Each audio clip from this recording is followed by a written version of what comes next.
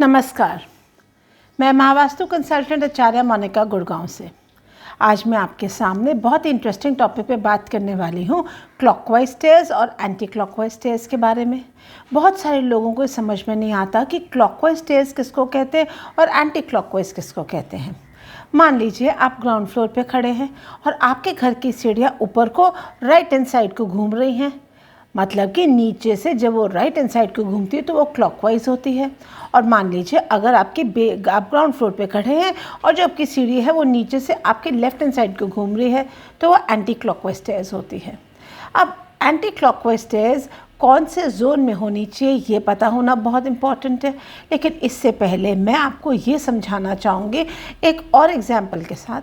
मान लीजिए आपके पास एक स्क्रू ड्राइवर है। आप स्क्रू ड्राइवर को जब हम क्लॉकवाइज खोलते हैं तो क्या होता है, वो नीचे को जाता है। आप करके देखिएगा। और मान लीजिए अगर हम एक स्क्रू ड्राइवर को हम एंटी क्लॉकवाइज खोलते हैं तो वो ऊपर को जाता है।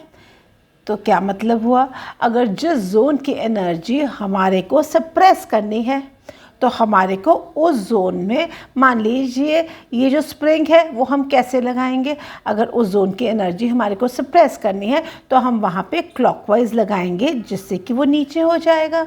और अगर हमारे को किसी जोन की एनर्जी ऊपर बढ़ानी है तो जैसे मैंने बोला, अगर हम एक स्प्रिंग को एंटी क्लॉकवाइज करेंगे तो वो स्प्रिंग ऊपर चले जाएगा।